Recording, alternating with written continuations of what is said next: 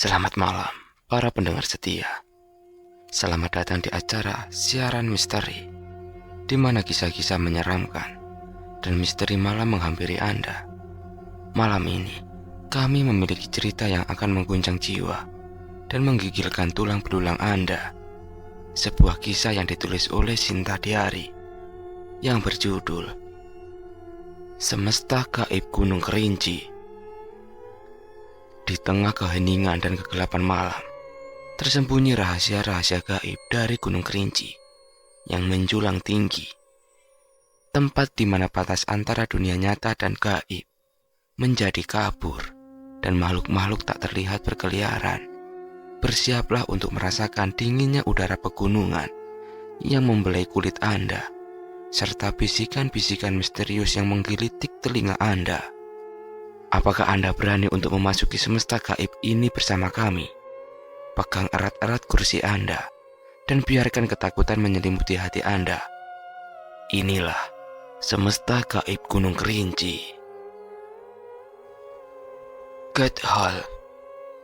Dalam keheningan malam, sayup-sayup terdengar bisikan alam yang membuat pendengaran batin kami menerka-nerka yang dipenuhi oleh rasa penasaran. Pandangan kami tak lepas dari pandangan yang menawan berdiri dengan kokohnya Gunung Kerinci. Namun, mata batin kami juga menangkap sesuatu yang lebih menakjubkan lagi, yaitu alam Kerinci yang menyimpan ribuan misteri di dalamnya. Tori dan rekan-rekannya telah memecahkan misteri hilangnya orang-orang dan kematian yang tak wajar. Kejadian itu ternyata adalah ulah sosok makhluk yang bernama Jogrek. Akan tetapi ternyata di balik kejadian tersebut ada sosok kuat lainnya yang terlibat. Dan secara kebetulan sosok tersebut jugalah yang telah mencuri pusaka Raja Kayu. Masalah ini bukan sesuatu yang harus ditangani oleh manusia. Akan tetapi Tori dan lainnya melibatkan diri dan mereka nekat untuk ikut campur masalah yang seharusnya tidak mereka lakukan. Di suatu tempat kawasan Kerinci, Tori, Sinta ditemani oleh Siri dan suruh peserta yang lainnya menuju God Hall. Suasana di sekeliling God Hall tampak lain, berbeda saat pertama kalinya mereka datang ketika mengejar sosok misterius yang membawa Raja Jogrek. Sekitar God Hall semakin kelam, seperti ada banyak yang mata-matai mereka. Tempat ini agak berbeda dari kemarin kita kemari, gumam Jaka. Ya, aku juga merasakan demikian, ucap Tori. Sinta memberiku kode untuk diam. Ada sesuatu yang sedang mengintai mereka. Tori yang berjalan di depan menghentikan langkah kakinya sambil memberikan peringatan untuk tetap diam. Mereka paham karena mereka juga merasakan sesuatu yang aneh saat mendekati God Hall. Bayangan hitam mengepung mereka, seperti asap yang perlahan berubah bentuk, memadat dan menjadi sosok yang misterius. Wujudnya kurang lebih seperti Earth, hanya saja tidak berwarna hijau, agak kuning kecoklatan, sama halnya warna kulit manusia. Mereka ada banyak sepertinya, ingin menghalangi kami untuk memasuki God Hall. Siapa mereka ini? Ucap Bon. Minggir kalian, kata Liwung. Makhluk itu di depan God Hall dan tidak bergeming. Mereka berdiri tegak tanpa melakukan apa-apa. Tetapi Tori dan lainnya juga tidak bisa mundur. Jalan untuk kembali juga dihadang oleh makhluk yang serupa. Kalian ingin menghalangi kami? Cetar. Tidak perlu menunggu lama, Jaka langsung bersiap untuk menyerang. Sebetulnya Jaka hanya ingin memberi peringatan, tetapi mereka tetap tidak bergeming dan masih berada di tempatnya. Baiklah, saatnya mencoba kurambe ini. Enak sekali digenggam. Sering. Belati yang Bon pegang mengeluarkan bunyi berdengung. Warnanya seperti api biru dan terlihat sangat tajam sekali. Jika mereka tidak mau minggir, kita coba lepaskan busur ini.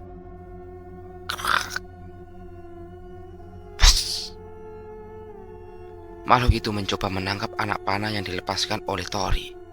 Tapi sayangnya, Tori hanya mencoba memanah tanpa menggunakan anak panah. Makhluk itu seketika kepalanya hancur, hanya terkena energi dari pegasan busur pajang. Luar biasa busur ini.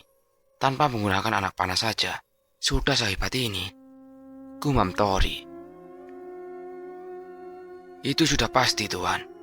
Semua pusaka yang mulia kayu sangat istimewa dan berbahaya, Liwung menyahut. Namun saat mengetahui salah satunya mati, makhluk itu tidak lagi berdiri diam. Mereka serentak langsung menyerang dari berbagai sudut. Jaga diri kalian baik-baik. Tetah. Keris api menyambar. Beberapa makhluk itu, lainnya yang tidak sengaja menyentuh api, dari keris api ikut terbakar. Sering. Bruk. Kecepatan pun meningkat saat menggenggam belati itu, dan hanya beberapa sayatan makhluk yang ditargetkan terpotong beberapa bagian. Makhluk yang terlihat kuat itu ternyata tidak ada apa-apanya. Mereka hanya mencoba untuk menggertak. Semakin lawan takut, mereka akan semakin kuat dan sebaliknya. Mereka lemah sekali, ucap Jaka. Kita langsung masuk saja, kata Tori. Tunggu. Perlu kalian ketahui, setiap masuk ke dalam kalian akan tiba di tempat yang berbeda, jelas Liwung. Baiklah, aku akan masuk duluan, ucap Tori. Tori memasuki Good Hall bersama Sinta dan diikuti oleh dua pengawalnya, Siri dan Suru. Kemudian disusul yang lainnya. Liwung sebenarnya lebih paham tentang God Hall, karena Liwung berasal dari dunia di dalam God Hall bersama ketiga pengawal Raja Kayu lainnya. Singkat cerita, dahulu kala ratusan tahun yang lalu, di dalam God Hall ada dunia yang luas, sebut saja alam kerinci. Alam kerinci adalah bagian kecil dari dunia gaib yang maha luas. Meskipun dibilang bagian kecil, alam kerinci adalah dunia yang luas. Pernah dihuni oleh 99 kerajaan gaib. Dari 99 kerajaan tersebut, salah satunya ditempati oleh keempat panglima kuat, yaitu Macan Pangjer, Macan Maung, Macan Enggon, dan Macan Liwung. Keempat panglima tersebut berasal dari kerajaan Abu Daya, yang artinya kerajaan yang makmur. Kemakmuran kerajaan Abu Daya membuat kerajaan lain iri. Seringkali kerajaan ini diserang tetapi selalu digagalkan oleh keempat panglima yang melindungi kerajaan Abu Daya. Suatu ketika, kerajaan Abu Daya tidak bisa bertahan dari serangan gabungan dari beberapa kerajaan yang sebelumnya pernah gagal menyerang. Namun akhirnya kerajaan Abu Daya runtuh dan keempat panglima terpaksa melarikan diri dalam keadaan terluka parah.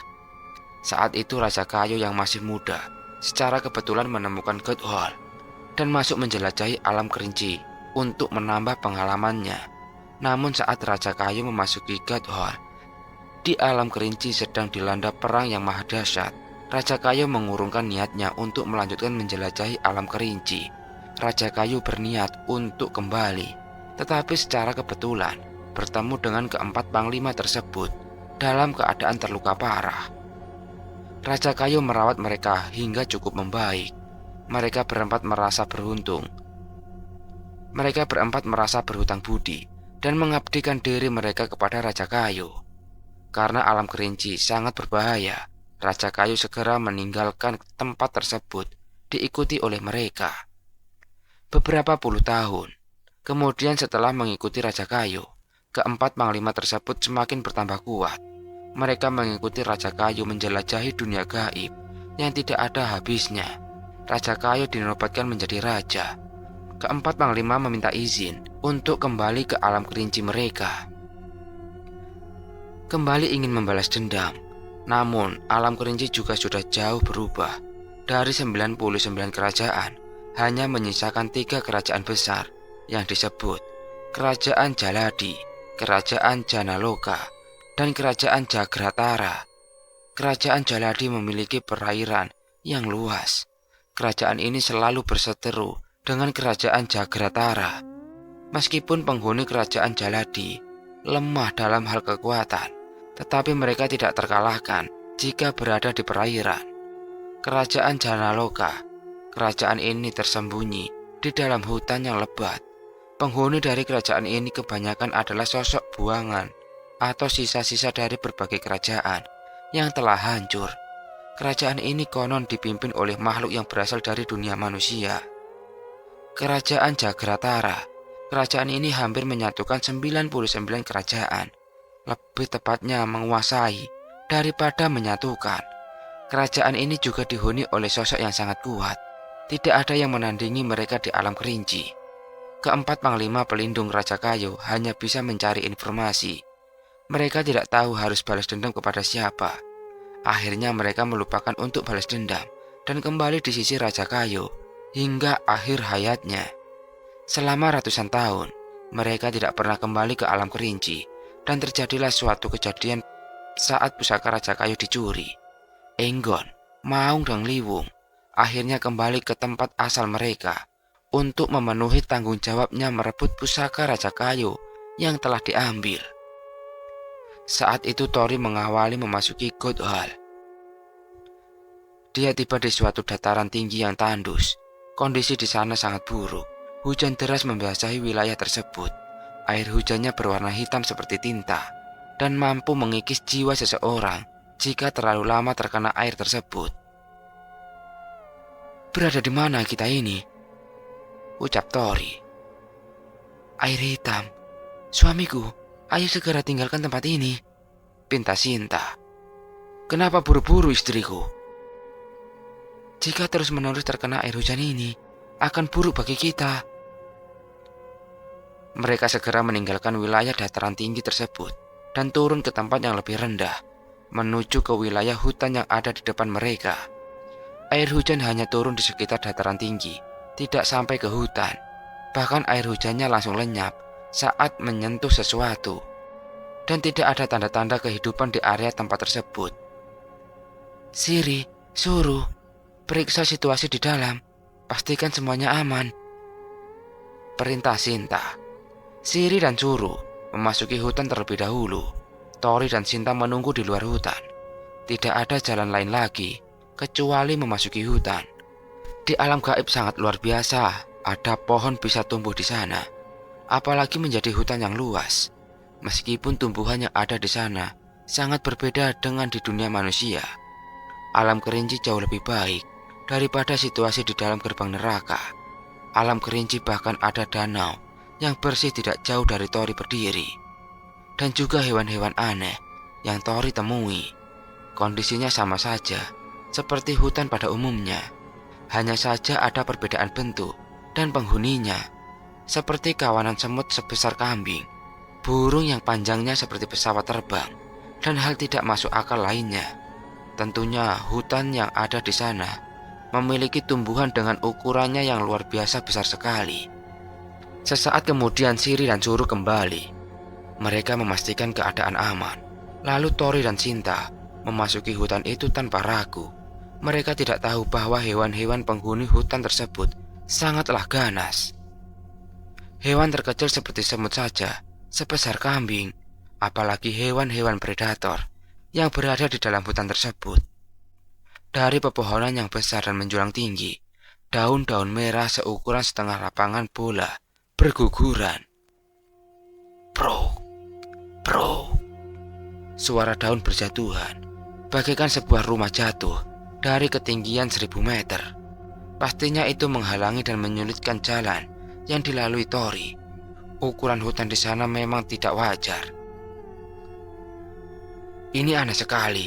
Aku baru tahu ada pohon yang sebesar ini. Pohonnya yang terlalu besar atau kita yang mengecil?" "Yang kamu lihat benar adanya, suamiku. Ini adalah jenis pohon Nuwa. Pohon leluhur yang memiliki umur ribuan tahun. Hanya saja pohon Nuwa biasanya hanya tumbuh satu di suatu tempat. Tetapi di sini adalah hutan yang ditemui oleh pohon Nuwa," jelas Sinta. "Oh, apakah pohon-pohon di sini sama seperti pohon tinggi yang dulu waktu aku kecil pernah disembunyikan. Ya, kurang lebih sama suamiku. Berarti tidak ada yang aneh dengan tumbuhan ini kan istriku? Memang tidak ada yang aneh jika ada tumbuhan Nua 1 atau 2 di setiap wilayah. Tapi jika ada pohon Nua seperti ini, aku takut ada yang tidak beres di hutan ini. Baru saja dikatakan, apa yang dikhawatirkan Sinta terjadi. Makhluk mana yang berani memasuki wilayah ini? Ucap seseorang yang tidak diketahui asalnya. Suara itu bergema di segala arah dan berulang berkali-kali. Mereka menyebutnya pohon Nua. Pohon ini dianggap keramat karena makhluk jin sangat menyukai pohon besar, khususnya pohon-pohon keramat yang memiliki ukuran tidak wajar. Konon pohon Nua pernah tumbuh banyak di dunia manusia, namun hilang, ditelan oleh zaman. Meskipun masih ada beberapa, tapi sangat jarang diketahui. Tidak aku sangka ada jiwa manusia di sini. Apa yang kalian lakukan di sini? Sosok itu akhirnya menampakkan diri. Wujudnya biasa saja, seperti manusia pada umumnya, tetapi memiliki banyak kekurangan.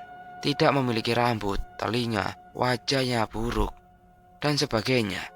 Makhluk ini juga memiliki tubuh yang begitu besar, kurang lebih 2 kali lipat dari Tori.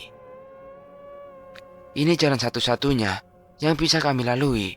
Kami berasal dari luar God Hall dan sedang mencari rekan kami yang lain, jawab Tori. Pantas kalian tidak tahu bahwa ini adalah hutan larangan. Wilayah ini adalah milik kami, penghuni Janaloka. Aku Gambi, salah satu tim pengintai di area ini. Sepertinya kalian tidak memiliki niat buruk. Ikutlah denganku. Aku akan tunjukkan jalan yang benar, ucap Gambi dengan suaranya yang berat. Kenapa kami harus mempercayaimu? Balas Sinta. Terserah. Jika kalian ingin tersesat di sini, lakukan semau kalian saja, kata Gambi. Tunggu, kau bilang penghuni Janaloka.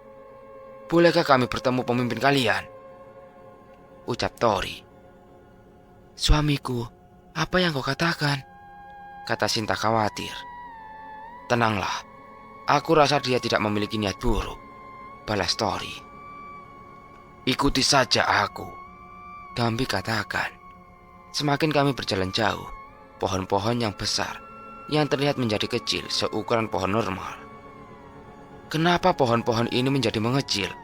Gumam Tori. Bukan mengecil. Apa yang kalian lihat sebelumnya itu adalah ilusi. Jika kalian tidak bertemu denganku, mungkin kalian akan terjebak selamanya, jelas Gambi. Ilusi yang dikatakan Gambi memang benar adanya, dan ilusi tersebut tercipta dari beberapa pohon Nua yang tumbuh di hutan tersebut. Pohon Nua memiliki kesadaran sendiri, seperti makhluk lainnya. Setiap kemampuan pohon Nua selalu membuat ilusi. Setiap kali ada orang baru, pohon Nua akan mempertahankan wilayahnya. Kemampuan pohon Nua selain membuat ilusi, juga bisa membingungkan targetnya. Konon akar pohon Nua disebut dengan akar mimang, yang hanya ada di daerah pegunungan saja. Banyak pendaki yang tersesat karena akar mimang, hingga frustasi yang akhirnya mengakhiri hidupnya. Bos, ada yang ingin bertemu denganmu, teriak Gambi. Suruh mereka masuk, Gambi, jawab seseorang dari dalam gubuk reot yang hampir mau roboh. Masuklah, bos sudah menunggu di dalam, kata Gambi. Siri, suruh, kalian tetap di luar, perintah Sinta. Tori dan Sinta memasuki gubuk tersebut dan mendapati seseorang kakek-kakek sedang bermain catur dengan seorang pemuda. Kakek tersebut sama seperti wujud kakek-kakek pada umumnya. Begitu juga seorang pemuda tengah serius mempertahankan ingin melangkahkan caturnya. Permisi, ucap Tori. Oh, silahkan duduk di mana saja yang kalian inginkan. Maaf, tempatnya kurang layak, kata kakek tersebut. Siapakah Anda berdua ini? Saya Airlangga, dan beliau ini adalah Gajah Sora, sebut Airlangga dengan penuh kesopanan tinggi. Kami dari luar God Hall. Saya Tori, dan ini istriku Sinta, jawab Tori. Oh, begitukah? Aku dan Gajah Sora juga berasal dari luar God Hall. Ada keperluan apa kalian sampai bisa kemari? Tanya Airlangga. Lalu Tori menjelaskan keseluruhannya, mulai dari mengajar sosok misterius yang membawa jogrek, hingga rekan-rekannya yang ingin mencari pusaka Raja Kayu yang telah dicuri. Selain itu mereka juga lebih mudah mengakapkan diri, karena Airlangga dan Gajah Sora dulunya adalah manusia. Gajah Sora berasal dari era abad 4 Masehi. Dia adalah seorang prajurit tangguh pada masanya. Saat hari tuanya, dia melalang buana, menjelajahi dunia gaib secara meraga sukma. Karena terlalu lama dia menghabiskan waktu untuk meraga sukma, tubuh fisiknya hancur, dan dia terjebak selamanya dalam kondisi meraga sukma, lalu pergi ke alam kerinci. Sedangkan Airlangga adalah berasal dari era yang jauh lebih muda dari Gajah Sora. Airlangga hanyalah orang biasa. Orang tuanya memberikan nama Airlangga karena kedua orang tuanya sangat mengidolakan Raja Airlangga, pendiri kerajaan Panjalu di Jawa Timur. Airlangga sendiri tidak tahu bagaimana dia bisa berada di alam kerinci. Ingatan terakhirnya adalah dia sedang ditumbalkan dalam pembangunan candi di suatu tempat di Pulau Jawa. Nah, kami tidak bisa membantumu, tapi dugaanku yang kalian cari pasti berada di Jagratara. Tapi tempat itu sangat berbahaya. Lebih baik urungkan niat kalian, ucap Gajah Sora. Tapi kami harus mencari rekan kami. Kami tidak meminta bantuan kalian. Tunjukkan saja jalannya, kami akan pergi, balas Tori. Tidak bisa seperti itu. Kau adalah tamu yang sangat jarang kami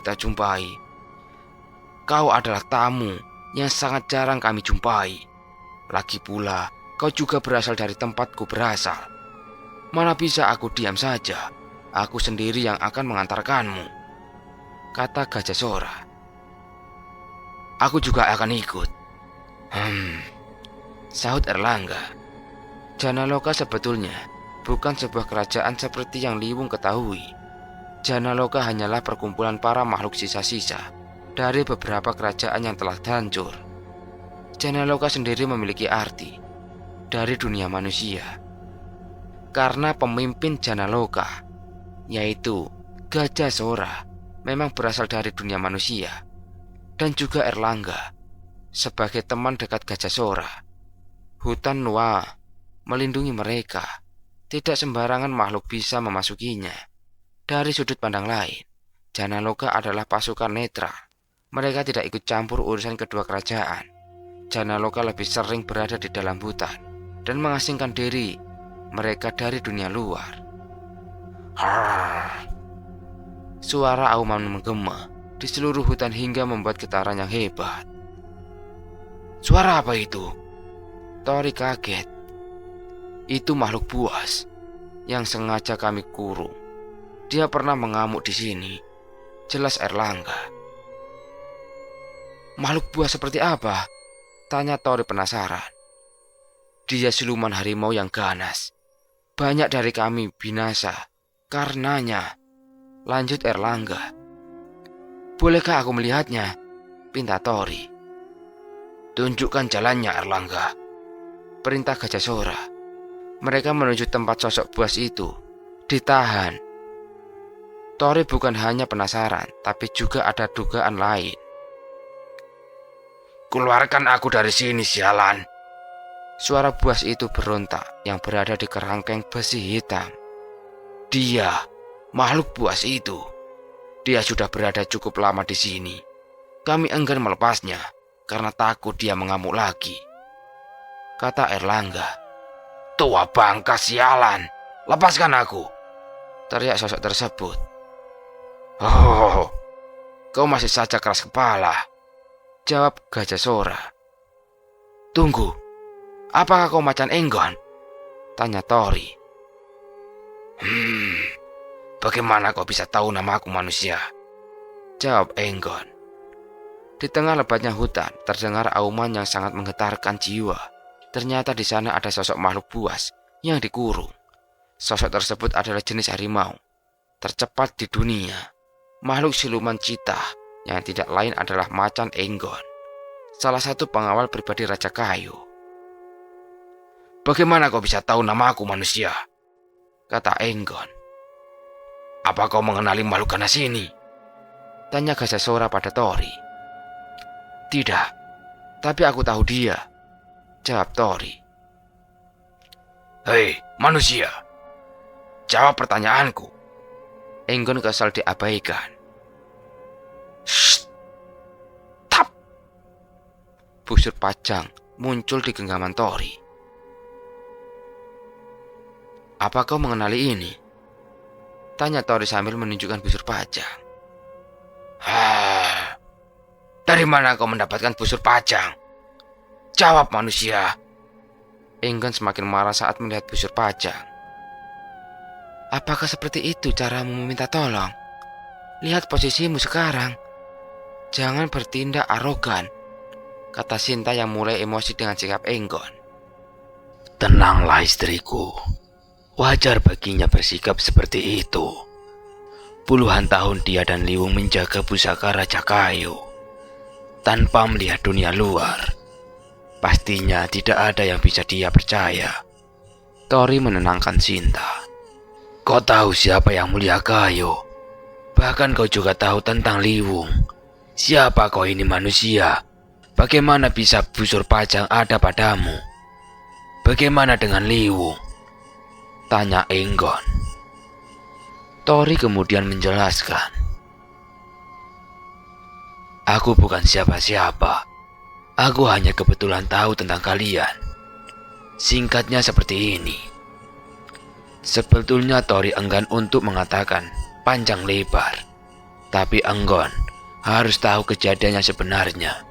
Akhirnya Tori menjelaskan semuanya. Jadi begitu. Maaf, sudah melibatkan kalian.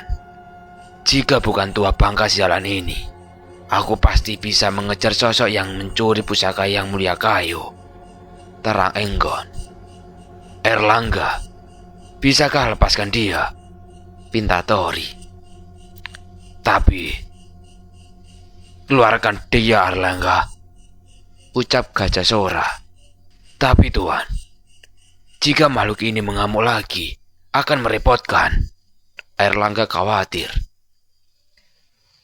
Tenang saja Erlangga.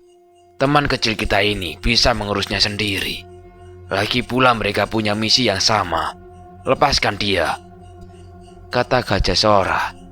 Jika Tuan bicara seperti itu, baiklah. Klak. Lega sekali. Erlangga dan beberapa penghuni Janaloka mundur menghindari Enggon.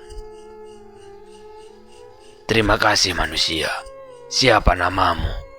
Tanya Enggon. Aku Tori. Baiklah. Hai tua bangka. Aku anggap semua ini kesalahpahaman.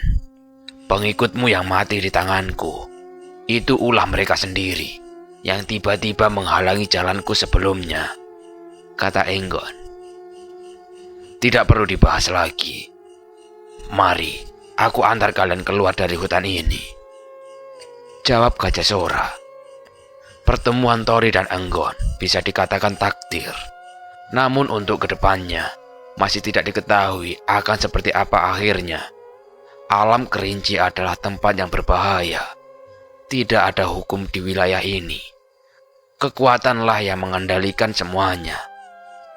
Alam Kerinci adalah tempat yang cukup layak untuk ditinggali. Dibandingkan dengan alam yang ada di gerbang neraka, masih ada tumbuhan bisa hidup, bahkan banyak hutan belantara yang ada di wilayah tersebut. Meskipun sebagian besar tumbuhan yang ada di alam Kerinci memiliki daun-daun yang berwarna merah, ada juga beberapa pohon yang memiliki dedaunan yang berwarna hijau. Pohon tersebut bernama pohon Nuwa, pohon yang hidup di dua alam, alam jin dan alam manusia. Tidak semua pohon Nuwa memiliki ukuran yang besar. Ada pula yang memiliki bentuk yang aneh. Pohon beringin yang sering kita jumpai itu juga salah satu jenis pohon Nuwa yang hidup di dua alam. Setelah beberapa lama mereka berada di dalam hutan, akhirnya mereka menemukan jalan untuk keluar dari hutan. Kami hanya bisa mengantar kalian sampai di sini. Semoga kau beruntung, teman kecil, kata Gajah Sora. Terima kasih, Tuan Gajah Sora, balas Tori. Tuan Tori, hati-hatilah, semoga berhasil, ucap Erlangga. Terima kasih, selamat tinggal semuanya, jawab Tori. Sinar cahaya merah yang redup mewarnai langit. Awan hitam berkumpul menari di langit yang luas. Kejamnya kilatan petir merah meraung menyelimuti awan-awan yang perlahan mengeluarkan air matanya. Di sini hujan. Apakah air hujan ini juga mengikis jiwa? Ucap Tori. Tidak, ini hanyalah hujan biasa. Sepertinya saat kalian masuk God Hall, kalian tiba di Bukit Mati. Ya, di sana air hujannya memang bisa mengikis jiwa. Tapi air hujan di sini berasal dari dunia manusia, jelas Enggon. Kenapa bisa begitu, Enggon? Bukankah antara dunia manusia dan jin itu memiliki batas-batasannya tersendiri? Iya, benar. Itulah kenapa adanya God Hall yang menghubungkan antara kedua alam tersebut.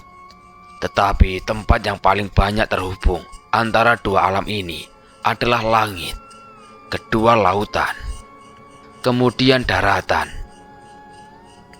jelas Enggon. Aku rasa aku mengerti apa yang kau maksudkan, Enggon, ucap Tori. Jadi intinya, dunia jin dan manusia itu sebenarnya terhubung.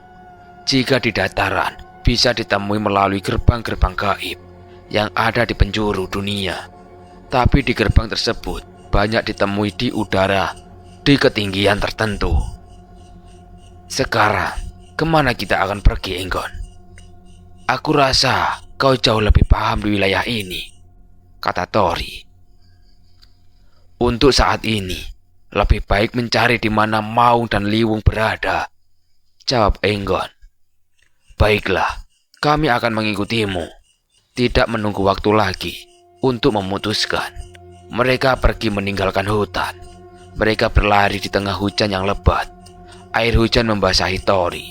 Cukup aneh, bagaimana bisa air hujan bisa mengenai Tori yang dalam keadaan meraga sukma. Tidak diketahui secara pasti bagaimana hal itu terjadi. Yang pasti dunia jin juga memiliki hukum alamnya sendiri. Mereka menelusuri jalan setapak yang terbentuk oleh alam. Samping kiri dan kanan mereka ada beberapa pepohonan yang tumbuh. Enggon sesekali berhenti untuk memastikan jalur yang dia lalui benar. Selain dia jauh lebih memahami alam kerinci, dia juga memiliki penciuman yang tajam. Dia bisa mencari lokasi rekannya, hanya mengandalkan insting dan indera penciumannya saja. Setelah perjalanan panjang yang mereka lalui, Enggon berhenti di tengah jalan cukup lama. Sepertinya aku merasakan dia tidak jauh dari sini, ucap Enggon. Dia siapa yang kau maksud, Enggon? Tanya Tori penasaran. Aku juga tidak yakin sebetulnya. Lebih baik memastikan dulu, jawab Enggon yang kemudian beralih arah memasuki rimbunan pohon di sisi kanannya. Mereka masih berada di sekitar hutan, tetapi bukan hutan Nuwa seperti di wilayah Janaloka. Hanya hutan biasa yang bisa dimasuki oleh makhluk manapun. Karena sejatinya alam kerinci masih dipenuhi oleh hutan, sedangkan hutan Nuwa adalah hutan yang paling terdalam di alam kerinci. Terang. Terdengar suara pertarungan dari arah Enggon mendekat. Lalu Enggon kemudian memperlambat langkahnya. Dia mulai berjalan pelan, dan hati-hati diikuti oleh Tori dan pengikutnya. Kita intai terlebih dahulu. Enggon bersembunyi di antara semak-semak. Sinta dan kedua sirah memilih untuk memantaunya di atas pohon. Karena mengendap-endap bukan keahlian mereka. Tapi hal itu bisa dilakukan oleh Enggon karena insting hewannya. Ternyata dia. Tapi situasinya sangat tidak menguntungkan baginya. Aku akan membantunya, ucap Enggon. Baiklah, aku akan membantu dari jauh. Kedua pengawalku akan membantumu, kata Tori kemudian berikan sinyal kepada Sinta. Siri dan Suru kemudian turun. Tori menyusul Sinta di atas pohon. Yang bertarung di sana adalah sosok yang Enggon kenal.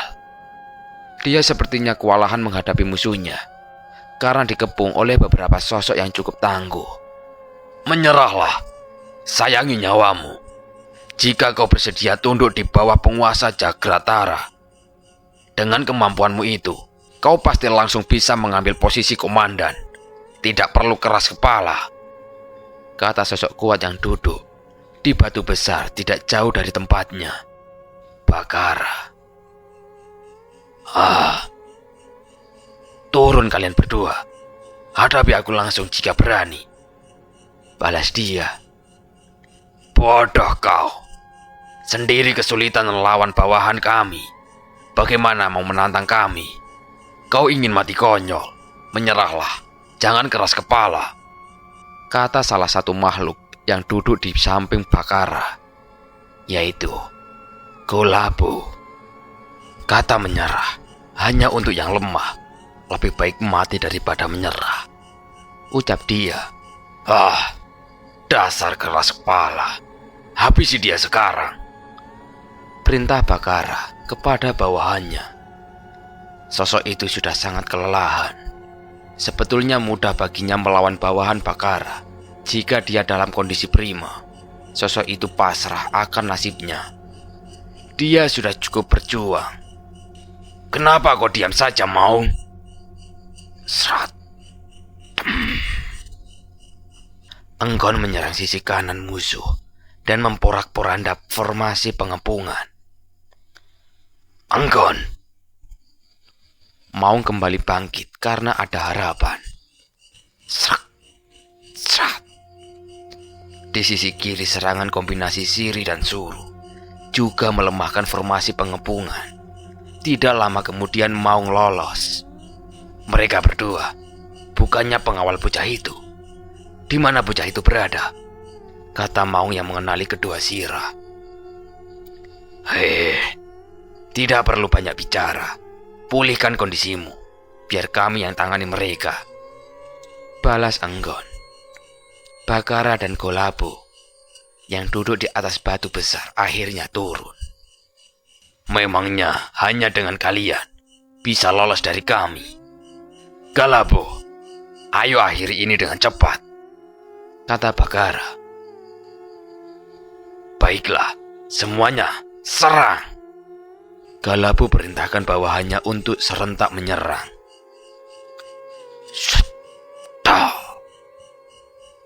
Ribuan anak panah melesat menghancurkan setiap musuh yang menjadi targetnya. Tidak ada satupun anak panah yang lolos. Semua pengikut Bakara musnah. Bahkan Golabo tidak bisa menghindarinya. Ratusan anak panah menancap di tubuhnya dan mengakhiri hidupnya. Jangankan musuh, bahkan Maung dan Enggon tercengang melihat kejadian tersebut. Selain Raja Kayu, tidak ada yang pernah bisa menggunakan busur pajang sedahsyat itu. Bahkan Raja Kayu sendiri belum tentu mampu melakukannya. Di dalam hutan yang cukup rimbun, yang ditumbuhi pepohonan yang memiliki jarak agak lebar antara pohon satu dan pohon lainnya, dan ada beberapa pohon yang tumbang diterpa dahsyatnya serangan yang melesat mengenai beberapa pohon. Maung dalam kondisi kelelahan sedang dikepung oleh beberapa pasukan kecil. Namun dalam keadaan genting, Enggon dan kedua sirah tiba-tiba muncul membuyarkan konsentrasi. Alhasil strategi pengepungan hancur dan Maung lolos dalam situasi berbahaya. Tak cukup sampai di situ. Bakara perintahkan anak buahnya untuk menyerang. Tetapi di luar dugaan, seluruh anak buah Bakara dan bahkan Golabo yang menjadi salah satu tangan kanannya terbunuh oleh serangan ribuan anak panah yang melesat ke arah mereka tanpa ada satupun anak panah yang lolos. Luar biasa. Aku tidak menyangka dia bisa menggunakan busur pajang sampai di tingkat ini, gumam Enggon. Siapa yang menggunakan busur pajang? Apa jangan-jangan Maung yang jauh lebih terkejut lagi? Dia mencari di sekelilingnya. Dia mengira yang melepaskan anak panah itu adalah Tuan Raja Kayu. Tidak perlu gugup, Maung. Yang Mulia Kayu tidak mungkin ada di sini, kata Enggon. Lalu siapa yang bisa menggunakannya selain Yang Mulia Kayu? Jawab Maung terlihat kepanikan di wajahnya. Tanpa Enggon berikan jawaban, Maung mengetahuinya sendiri saat Tori dan Sinta turun menghampiri mereka. Shh. Tori dan Sinta tiba di antara mereka. Kau bocah. Tidak heran jika kau bisa menggunakan pusaka Yang Mulia Kayu. Tapi aku tidak mengira jika kau bisa menggunakan pusaka yang paling sulit untuk dikendalikan, ucap Maung. Ternyata Anda Panglima Maung, kata Tori. Mereka bercengkrama, tidak memperdulikan situasi di sana. Bakara tidak pernah memperhitungkan jika Maung akan mendapatkan bantuan. Dia harus mengalami kerugian besar. Tidak mungkin baginya mampu untuk melawan mereka. Akhirnya secara diam-diam Bakara melarikan diri. Namun, mau kemana kau? Hanya beberapa langkah Bakara hendak melarikan diri. Tiba-tiba ada yang menyusulnya dengan cepat. Tidak pernah ada yang bisa lolos dari kejaran Enggon. Dia melesat secepat kilat, menghadang Bakara, dan menyerangnya hingga terpental membentur batu besar, di mana Bakara duduk sebelumnya. Di mana kepercayaan dirimu sebelumnya? Dari mana kau berasal? Enggon mendekati Bakara dan bertanya. Hehe, kau kira aku menjawab pertanyaanmu? Ucap Bakara. Dia berasal dari Jagratara. Saat itu ketika aku memasuki Good Hall, aku tiba di wilayah Jagratara. Aku berniat mencarimu dulu, Enggon. Tapi aku dihadang oleh pasukan besar dari Jagratara. Sebetulnya aku bisa saja melarikan diri. Tapi amarahku memuncak saat melihat dia yang memimpin pasukan tersebut. Sebagian besar pasukannya telah aku bunuh. Tapi aku memulai kelelahan dan mengalami beberapa luka. Aku terpaksa melarikan diri. Dan makhluk ini mengejarku hingga sampai di sini. Jelas Maung. Dia yang dimaksud Maung adalah orang yang dulu pernah meratakan kerajaan Abu Daya, di mana Maung dan lainnya tinggal sebelum bertemu Raja Kayu. Pantas kau mengalami kesulitan, Maung. Jika aku yang berada di posisimu saat itu, aku pasti juga melakukan hal yang sama, ucap Enggon. Katakan, apa yang kau ketahui tentang Jagratara? Atau aku buat kau memohon untuk mati, ancam Enggon. Lakukan semaumu. Bunuh saja aku. Hehe, jawab Bakara yang tidak takut kematian. Hah? Enggon tak kenal ampun. Bakara menjadi samsak tinju hingga batu di belakangnya hancur. Cukup, jangan bunuh dia.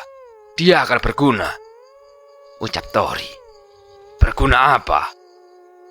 Dia tidak mau buka mulut. Lebih baik habisi saja dia, jawab Enggon. Serahkan padaku. Niat Insun Aji Kuliung Sabar. Oh, apa ini? Tidak, jangan. Hentikan. Bakara dalam kondisi lemah sangat mudah terkena ajian Liung Sabar. Sekarang dia dalam kendali Tori. Apa yang kau lakukan, bocah? Tanya Maung. Sekarang Dia dalam kendaliku. Dia sudah menjadi bonekaku, jawab Tori. Oh, hebat. Kenapa tidak kau lakukan dari tadi? Tanya Enggon. Tidak bisa. Makhluk setingkat dia tidak mudah dikendalikan. Aku sengaja menunggu dia dalam kondisi lemahnya, ucap Tori. Siapa namamu?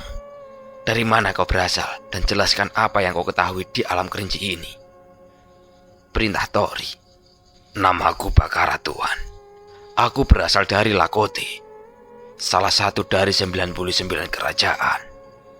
Lakote tunduk di bawah penguasa Jagratara puluhan tahun silam. Dan seterusnya, Bakara menceritakan. Menurut yang diketahui oleh Bakara, Jagratara saat ini adalah kerajaan besar dan terkuat di seluruh alam kerinci.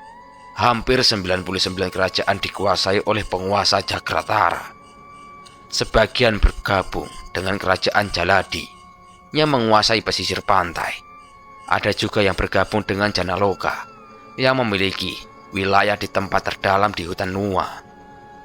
Dan beberapa lainnya tersebar membentuk kelompok kecil untuk bertahan hidup. Saat ini kerajaan Jagratara adalah wilayah paling makmur dan memiliki kekayaan yang melimpah. Transaksi jual beli dan barter juga sudah berkembang di wilayah Jagratara. Mereka menggunakan mata uang, sebut saja King Sol atau jiwa raja. King Sol ini didapatkan dari jiwa makhluk yang mati dan terbentuk menjadi manik-manik. Ada beberapa tingkatan King Sol. Paling rendah adalah King Sol tingkat rendah, yaitu manik berwarna putih. Di atasnya ada warna biru, ungu, emas, dan merah. Adalah nilai yang tinggi. King Sol merah hanya bisa didapatkan dari mayat makhluk tingkat raja. Di alam kerinci hanya ada sekitar kurang dari 50 King Sol merah. Tapi ada King Sol khusus yang jauh lebih tinggi dari King Sol merah, yaitu memiliki warna pelangi. Di alam kerinci hanya ada kurang dari 10 buah saja. Karena King Sol pelangi sendiri terbentuk dari jiwa manusia. Tori sempat menduga bahwa Jogrek adalah dalang dari semua ini untuk mengumpulkan jiwa manusia, lalu dikirim ke alam kerinci. Jiwa manusia tersebut dilebur bersamaan dengan King Sol lainnya, dan terbentuklah King Sol pelangi. Blub, blub, blub. Mayat-mayat anak buah Bakara melebur dengan sendirinya dan membentuk beberapa manik-manik yang disebut King Sol. Ada ratusan King Sol putih, puluhan King Sol biru, dan 1 King Sol ungu. Apa itu yang dimaksud dengan King Sol? Ucap Tori. Benar, Tuan, jawab Bakara. Kumpulkan semuanya. Siapa tahu nanti akan berguna, perintah Tori. King Sol berterbangan mengarah kepada Bakara. King Sol ini hanya sebesar kelereng. Teksturnya juga keras dan padat. Selain berguna sebagai mata uang, King Sol juga berguna sebagai obat pemulihan luka atau berguna untuk meningkatkan level kemampuan. Semakin tinggi King Solnya, efeknya juga semakin bagus. Contoh saja makhluk yang sejatinya memiliki King Sol putih. Saat mengonsumsi King Sol biru, dia akan naik menjadi makhluk yang lebih kuat yang memiliki King Sol biru. Memiliki King Sol putih hanya bisa mengonsumsi paling tinggi hanya King Sol biru. Jika memaksakan mengonsumsi King Sol ungu, akan langsung meledak. Apa aku bisa mencobanya? Ucap Mao. Tentunya bisa, jawab Bakara. Mao mengambil manik ungu dan langsung menelannya. Tidak berefek sama sekali. Hanya sedikit agak lebih baik saja kondisiku, ucap Mao. Coba manik emas ini. Bakara menyodorkan King Sol emas. Klek. Wah, luar biasa. Aku sembuh seketika, ucap Mao senang. Hei, ada berapa manik emas yang kau miliki? Tanya Tori. Hanya tinggal 3 manik emas yang aku miliki, Tuan, jawab Bakara. Berikan kepadaku. Ini, Tuan. Enggon, bawalah untuk keadaan darurat. Tori menyerahkan manik emas kepada Enggon. Tidak, kau simpan saja untuk pengawalmu. Aku akan mencarinya sendiri. Kini aku sudah tahu cara mendapatkannya. Tolak Enggon. Baiklah jika begitu. Kemana kita selanjutnya? Tanya Tori. Kita cari Liwung terlebih dahulu, tapi aku tidak bisa merasakan kehadirannya. Kemungkinan dia sangat jauh dari sini. Jawab Enggon. Bagaimana jika mampir dulu ke Jagratara? Beberapa hari lagi akan ada pelelangan besar. Mungkin kalian tertarik. Ucap Bakara. Katakan. Lelang seperti apa yang kau maksud? Tanya Tori. Akan ada pelelangan besar. Sebelumnya pernah diselenggarakan dengan barang utama, yaitu senjata misterius. Tetapi tidak ada yang mau menawarnya karena harga senjata tersebut cukup tinggi, yaitu 1 kingsol merah. Kali ini akan dibuka kembali dan ada 2 senjata misterius sebagai produk utamanya. Jelas Bakara. Maung dan Enggon saling menatap. Mereka sepertinya sependapat apa yang sedang dipikirkan. Baiklah, mungkin sebaiknya kita ke Jagratara terlebih dahulu. Aku yakin senjata itu adalah pusaka yang mulia Kayo, kata Enggon. Jika benar yang dilelang itu pusaka yang mulia Kayo, dari mana mendapatkan manik merahnya? Ucap Maung. Kita tinggal berburu beberapa makhluk yang kita temui dan ambil kingsolnya. Masih ada waktu hingga pelelangan itu dibuka, sahut Sinta. Hahaha, berburu. Aku sangat suka ini. Enggon, ayo tunggu apa lagi? Kata Maung. Ya, jawab Enggon dengan semangat.